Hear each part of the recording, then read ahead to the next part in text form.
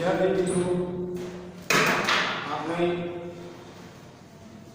સમાજ વિદ્યાની અંદર પાઠ નંબર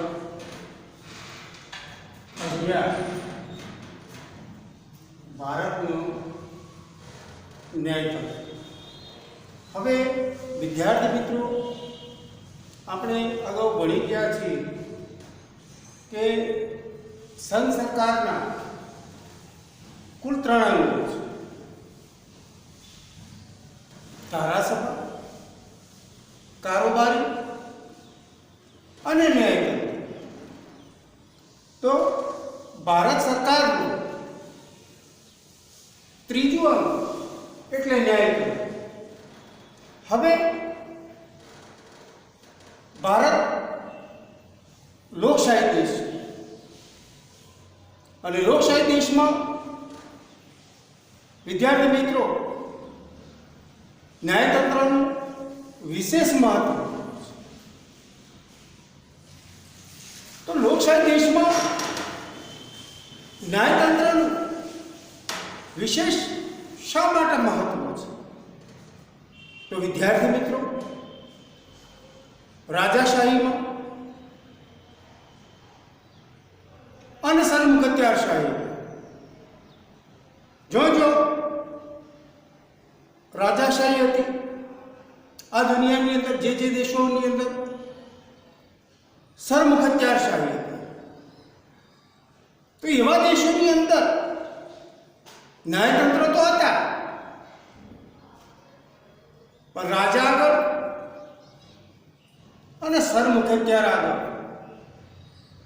આ ન્યાયતંત્ર નકામા સાબિત થયું. કારણ કે રાજાશાહીની અંદર રાજા જે ન્યાય આપે એ ન્યાય આખરી ન્યાય, એટલે ન્યાયતંત્રનું મહત્વ રહેતું નહોતું. જ્યારે સરમુખત્યારશાહીની અંદર પણ સરમુખત્યારનો ન્યાય આખરી ગણાય, એટલે ન્યાયતંત્રનું મહત્વ રહે. હવે ભારત લોકશાહી દેશ છે, પણ લોકશાહી દેશની અંદર કાયદા ઘડવાનું કામ સંસદ અને રાજકીય કારોબારી કરે છે. કાયદા ઘડવાનું કામ રાજ્યસભા, લોકસભા, રાષ્ટ્રપતિ અને વડાપ્રધાનનું મંત્રીમંડળ કાયદાઓ અને યોજનાઓ ઘડવાનું કામ કરે છે. હવે આ ઘડેલા કાયદાનો અમલ કરવાનું કામ વહીવટીય કારોબારીનું છે. એક બાજુ સંસદ કાયદા ઘડે છે અને બીજી બાજુ વહીવટીય કારોબારી ઘડેલા કાયદાનો પ્રજા પાસે અમલ કરાવવાનું કામ કરે છે. છતાં પણ ઘણી વખત ઘડેલા કાયદા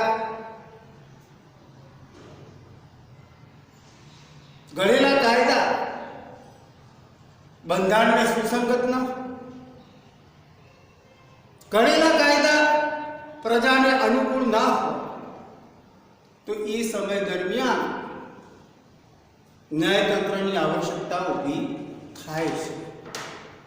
માટે ભારતની અંદર ન્યાયતંત્રનું વિશેષ મહત્વ છે. વિદ્યાર્થી મિત્રો, ભારતનું ન્યાયતંત્ર કેવું છે? તમે ઘણા બધામાં ટાંક્યું છે. સરળ અને એક સૂત્રીય ન્યાયતંત્ર છે. ભારતનું ન્યાયતંત્ર સરળ અને એક સૂત્રીય ન્યાયતંત્ર છે.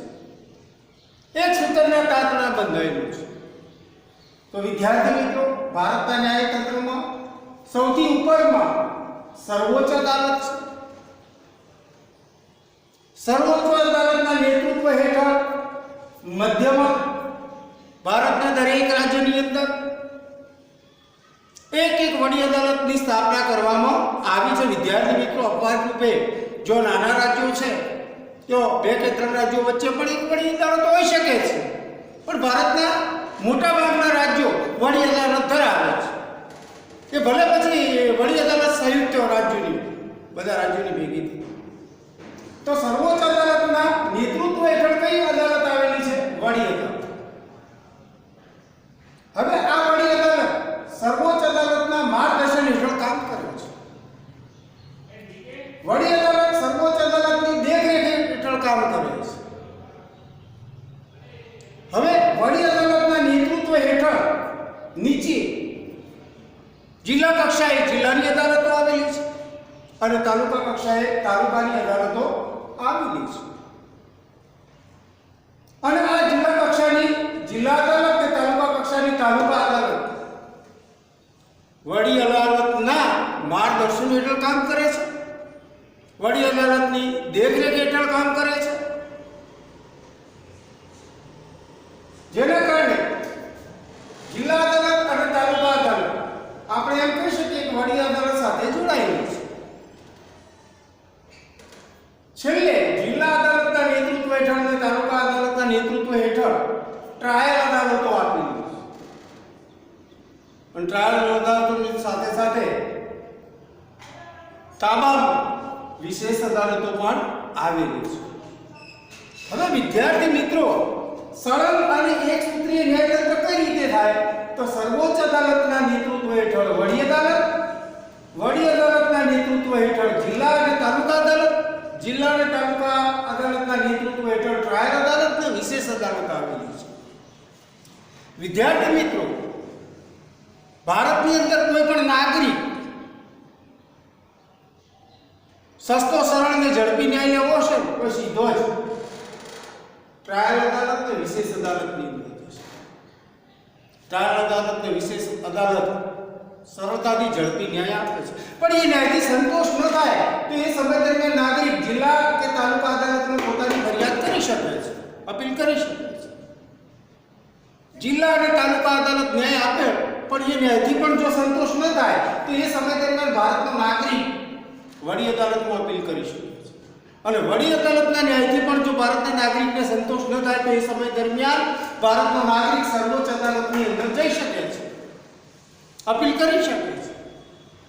અને સર્વોચ્ચ અદાલત જે ન્યાય આપે છે એ ન્યાય ભારતના કોઈ પણ નાગરિકને ફરજિયાતપણે ગમે કે ના ગમે એ ન્યાય માન્ય રાખવો પડે છે. એટલે સર્વોચ્ચ અદાલત એ આખરી અદાલત છે, આખરી અદાલત છે, માટે એને ઉપરમાં ગણવામાં આવે છે. તો આ રીતે જોવા જઈએ તો ભારતનું ન્યાયતંત્ર સળંગ અને એક સૂત્રીય છે. કારણ કે દરેક અદાલતો એકબીજાના તાબા હેઠળ કામ કરે છે અને નાગરિકને ન્યાય માટે ક્રમબદ્ધ આગળ વધીને છેવટે સર્વોચ્ચ અદાલતમાં જઈ શકે છે. માટે કહી શકાય કે ભારતનું ન્યાયતંત્ર સળંગ અને એક સૂત્રીય છે. વિદ્યાર્થી મિત્રો, ભારતનું ન્યાયતંત્ર બીજા નંબરનું કેવું છે? તટસ્થ અને નિષ્પક્ષ ન્યાયતંત્ર છે. સળંગ અને એક સૂત્રીય ન્યાયતંત્રની સાથે સાથે ભારતનું ન્યાયતંત્ર તટસ્થ અને નિષ્પક્ષ છે. ભારતના ન્યાયતંત્રને તટસ્થ અને નિષ્પક્ષ બંધારણ શા માટે રાખ્યું છે? તો વિદ્યાર્થી મિત્રો, ભારતના બંધારણે ભારતના નાગરિકો કુલ 6 જેટલા મૂળભૂત હકો આપેલા છે. આ હકો નો ઉપયોગ નાગરિક પોતાના વિકાસ માટે ઉપયોગ કરી શકે છે. તો નાગરિકોનો વિકાસ થાય તે માટે ભારતના બંધારણે ભારતના નાગરિકોને કુલ 6 જેટલા મૂળભૂત હકો આપ્યા છે.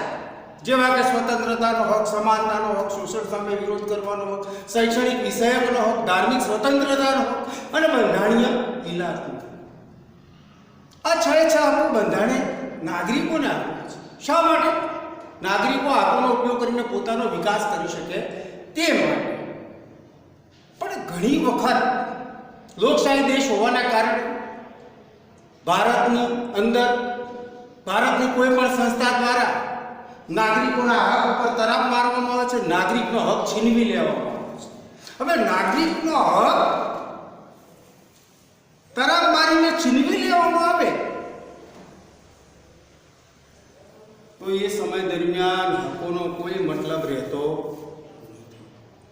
આવું ન થાય તે માટે અને નાગરિકોના હકોનું રક્ષણ થાય તે માટેની જવાબદારી ભારતના ન્યાયતંત્રની છે. અને ભારતનું ન્યાયતંત્ર નાગરિકોના વાલી તરીકે નાગરિકોના હકોનું રક્ષણ કરે છે. તો અહીંયા ધારાસભા દ્વારા, કારોબારી દ્વારા કે ભારતની કોઈ પણ સંસ્થા દ્વારા હકો પર તરાપ મારીને હક છીનવી લેવામાં આવતો હકનો મતલબ રહેતો નથી. આવું ન થાય તે માટે અને ભારતના નાગરિકોના હકોનું રક્ષણ થાય તે માટે ભારતના બંધારણે ભારતના ન્યાયતંત્રને તટસ્થ અને નિષ્પક્ષ રાખ્યું છે. એ કોઈનો પક્ષ લેતો નથી. હકોનું રક્ષણ થાય તે. બીજા નંબરમાં ભારત 29 રાજ્યોનો બનેલો દેશ છે. ભારત સાથે 29 રાજ્યો જોડાયેલા છે. 29 રાજ્યોની સાથે 6 કેન્દ્ર શાસિત પ્રદેશો જોડાયેલા છે. ભારત કુલ 35 એકમોનો બનેલો દેશ છે. એટલે કાર્ય વિભાજનને લઈ ઘણી વખત સંઘ સરકાર અને રાજ્ય સરકાર વચ્ચે કાર્ય વિભાજનને લઈને સંવાદિતા ઊભી થાય છે. તો એ સમય દરમિયાન તટસ્થ ન્યાય આપવાનું કામ કોણ કરે છે? ન્યાયતંત્ર. તટસ્થ ન્યાય આપવાની જવાબદારી કોને આપવામાં આવી છે? બંધારણ દ્વારા ન્યાયતંત્રને આપવામાં આવી છે. ઘણી વખત રાજ્યો વચ્ચે સરહદને લઈને પ્રશ્નો હોય, કાર્ય વિભાજનને લઈને પ્રશ્નો હોય, તો એ સમય દરમિયાન તટસ્થ અને નિષ્પક્ષ ન્યાય આપવાનું કામ કોનું છે? ન્યાયતંત્રનું છે. જ્યારે રાજ્યો વચ્ચે કાર્ય વિભાજનને લઈને વિસંવાદિતા ઊભી થાય એ સમય દરમિયાન ન્યાય આપવાની જવાબદારી કોની છે? ન્યાયતંત્ર.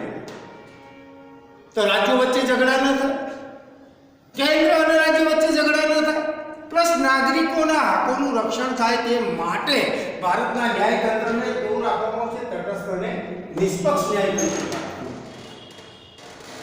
હવે વિદ્યાર્થી મિત્રો આપણે આગળ જઈશું. ભારતનું ન્યાયતંત્ર સળંગ, એકસૂત્રીય, તટસ્થ, નિષ્પક્ષ છે. ઉપરાંત ભારતનું ન્યાયતંત્ર કેવું છે? ભારતનું ન્યાયતંત્ર સ્વતંત્ર છે. કારણ કે ભારત લોકશાહી દેશ છે અને લોકશાહી દેશની અંદર સંસદ દ્વારા કાયદા ઘડવામાં આવે છે. સંસદ એટલે રાજ્યસભા વત્તા લોકસભા વત્તા રાષ્ટ્રપતિ. તો આ ત્રણ ભેગા મળીને સંસદ બને છે અને સંસદ દ્વારા કાયદા ઘડવાનું કામ ધારાસભા કરે છે. અને ઘડેલા કાયદાનો અમલ કરાવવાનું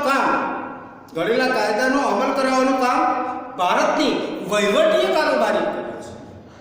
તો ઘણી વખત કાયદા ઘડતી વેળાએ કે કાયદાનો અમલ કરતી વેળાએ બંધારણની સાથે સુસંગતતા ન જળવાય કે પછી બંધારણથી ઉપરવટ જઈ અને કાયદા ઘડવામાં આવે અને બંધારણથી ઉપરવટ જઈ નાગરિકોની સ્વતંત્રતા છીનવી અને કાયદાનો અમલ કરાવવામાં આવે તો એ સમય દરમિયાન નાગરિકોનું શોષણ થઈ શકે છે, નાગરિકોને અન્યાય થઈ શકે છે. આવું ન થાય તે માટે ભારતના ન્યાયતંત્રને કેવું રાખવામાં આવ્યું છે? સ્વતંત્ર ન્યાયતંત્ર. સ્વતંત્ર ન્યાયતંત્ર હોવાના કારણે ભારતની અંદર કાયદા ઘડવાની બાબતમાં ધારાસભાએ કોઈ પણ કાયદો ઘડે ત્યારે એ કાયદો બંધારણની સાથે સુસંગત છે કે નહીં એની પહેલા તપાસ કરે છે અને પછી જ કાયદો ઘડવાનું કામ કરે છે. હવે એ સમય દરમિયાન માની લો કે ભારતની સંસદ કાયદો ઘડવામાં બંધારણની સાથે સુસંગતતા ન જાળવે તો એ સમય દરમિયાન ઘડેલો કાયદો ભારતનું ન્યાયતંત્ર રદબાતલ પણ કરી શકે છે. બીજા નંબરમાં ભારતની વહીવટી કારોબારી બંધારણની અંદર ઘડેલા જે કાયદા છે એ કાયદાનો અમલ કરતી વેળાએ આપખુશાહી જેવું વર્તન કરે તો એ સમય દરમિયાન વહીવટીય કારોબારીને રોકવાનું કામ કોણ કરી શકે છે? ભારતનું ન્યાયતંત્ર. કારણ કે ભારતનું ન્યાયતંત્ર એ સ્વતંત્ર ન્યાયતંત્ર છે. તો વિદ્યાર્થી મિત્રો હવે આપણે આગળ જોઈશું ભારતનું ન્યાયતંત્ર કેવું છે. તો વિદ્યાર્થી મિત્રો ધ્યાન આપજો. સળંગ અને એકસૂત્રીય. ભારતનું ન્યાયતંત્ર કેવું છે? તટસ્થ અને નિષ્પક્ષ. ભારતનું ન્યાયતંત્ર કેવું છે? સ્વતંત્ર. તો ભારતનું ન્યાયતંત્ર સળંગ, એકસૂત્રીય, તટસ્થ, નિષ્પક્ષ અને સ્વતંત્ર ન્યાયતંત્ર છે. કારણ કે ભારત લોકશાહી દેશ છે અને લોકશાહી દેશની અંદર ભારતના નાગરિકોને સરળતાથી અને સસ્તો ન્યાય મળે તે માટે હકોનું રક્ષણ થાય તે માટે બંધારણની મર્યાદાઓનું ઉલ્લંઘન ન થાય તે તે માટે ભારતના ન્યાયતંત્રને સળંગ, એકસૂત્રીય, તટસ્થ, નિષ્પક્ષ ને સ્વતંત્ર રાખવામાં આવ્યું છે. અને ભારતનું ન્યાયતંત્ર સ્વતંત્ર હોવાના કારણે ભારતના વડાપ્રધાન, સંસદમાં બેઠેલા લોકસભાના સભ્યો કે રાજ્યસભાના સભ્યો કે ભારતની કોઈ પણ સંસ્થા કે ભારતનો કોઈ પણ નાગરિક ન્યાયતંત્રના કાર્યક્ષેત્રની અંદર, ભારતની કોઈ પણ સંસ્થા ન્યાયતંત્રના કાર્યક્ષેત્રની અંદર હસ્તક્ષેપ કે દખલગીરી કરી શકતી નથી. માટે કહી શકાય કે ભારતનું ન્યાયતંત્ર સ્વતંત્ર છે. હવે વિદ્યાર્થી મિત્રો, ભારતના ન્યાયતંત્રમાં સૌથી ઉપરમાં છે સર્વોચ્ચ અદાલત. સર્વોચ્ચ અદાલતને સુપ્રીમ કોર્ટ તરીકે ઓળખવામાં આવે છે. ભારતની સર્વોચ્ચ અદાલત દિલ્હીમાં આવેલી છે. તો વિદ્યાર્થી મિત્રો, આ પ્રશ્ન પરીક્ષાની અંદર 100% પૂછાય. ભારતના ન્યાયતંત્રમાં સૌથી ઉપરનો ખાલી જગ્યા અદાલત છે તો સર્વોચ્ચ અદાલત. સર્વોચ્ચ અદાલતની બેઠક ક્યાં આવેલી છે? તો કે ભાઈ દિલ્હીમાં. હવે સર્વોચ્ચ અદાલતની અંદર કુલ ન્યાયાધીશોની સંખ્યા કેટલી છે?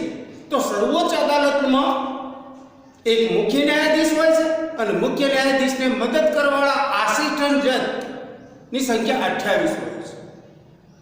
તો મુખ્ય ન્યાયાધીશ 1 અને એમને મદદ કરવાવાળા ન્યાયાધીશો 28. એટલે કે સર્વોચ્ચ અદાલતની અંદર બંધારણ મુજબ ફિક્સ કરેલી સંખ્યા કેટલી છે? 29. પણ એમાં આપણે ઉલ્લેખ કરવો પડે કે 29 માંથી એક મુખ્ય ન્યાયાધીશ હોય છે અને 28 મદદનીશ ન્યાયાધીશ હોય છે. હવે આ ન્યાયાધીશોની નિમણૂક કોણ કરે છે? આ ન્યાયાધીશોની નિમણૂક હંમેશા 29 ન્યાયાધીશોની નિમણૂક હંમેશા રાષ્ટ્રપતિ દ્વારા જ કરવામાં આવે છે.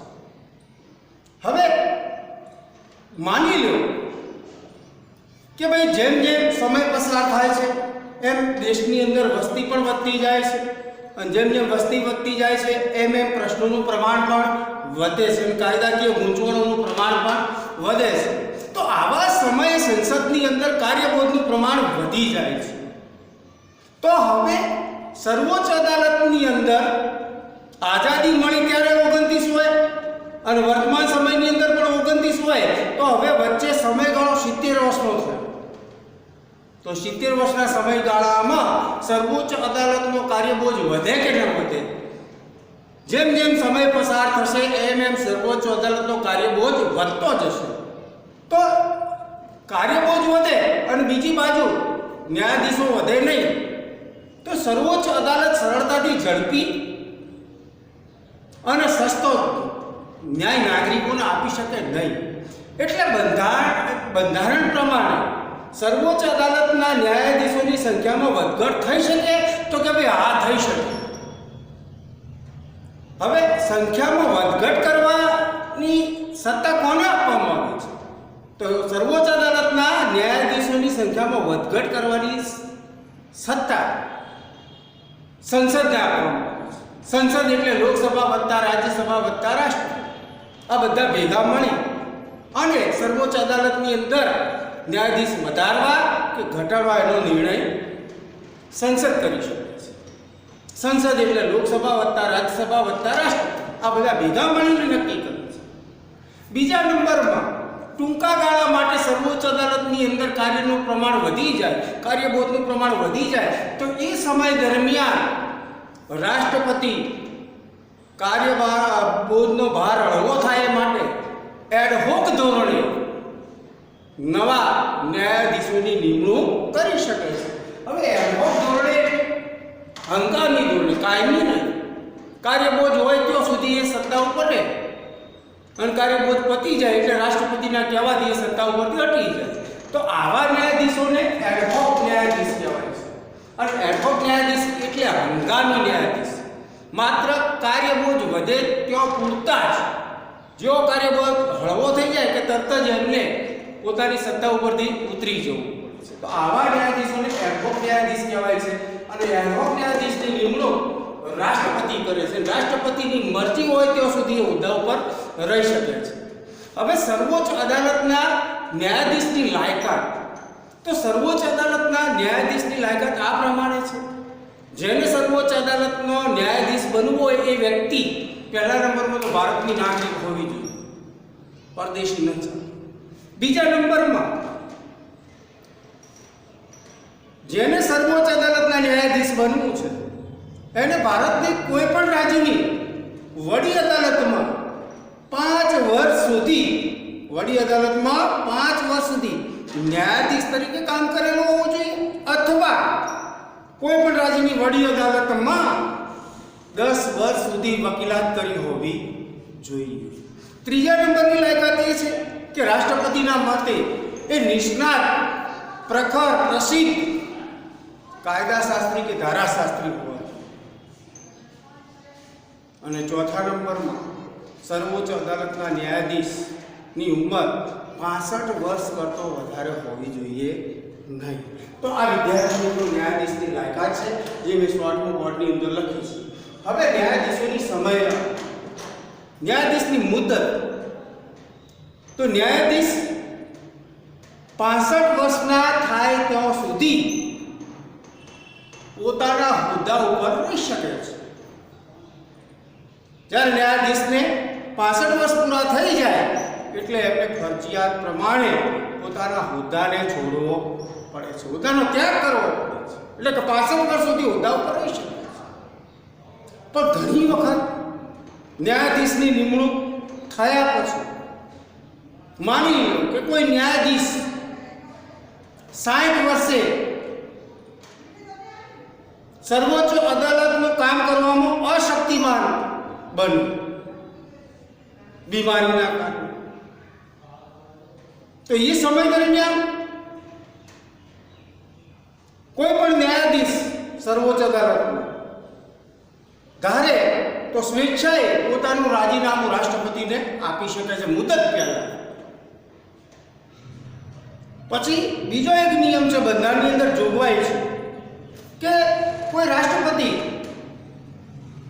65 વર્ષ પહેલા કામ કરવા માટે અશક્તિમાન, કામ કરવા માટે બિનકાર્યક્ષમ સાબિત થાય. બીજા નંબરમાં અદાલતને શોભે ન તેવું વર્તન કરે, ગેરવર્તણૂક કરે. ત્રીજા નંબરમાં બંધારણની મર્યાદાઓનું ઉલ્લંઘન કરે. અને ચોથા નંબરમાં ન્યાયાધીશ સર્વોચ્ચ અદાલતની અંદર બેસી ભ્રષ્ટાચાર કરે તો એ સમય દરમિયાન મહાભિયોગની કાર્યવાહી દ્વારા સર્વોચ્ચ અદાલતના ન્યાયાધીશને મહાભિયોગની કાર્યવાહી દ્વારા પદ ઉપરથી દૂર કરી શકાય છે. તો સર્વોચ્ચ અદાલતનો ન્યાયાધીશ બિનકાર્યક્ષમ સાબિત થાય,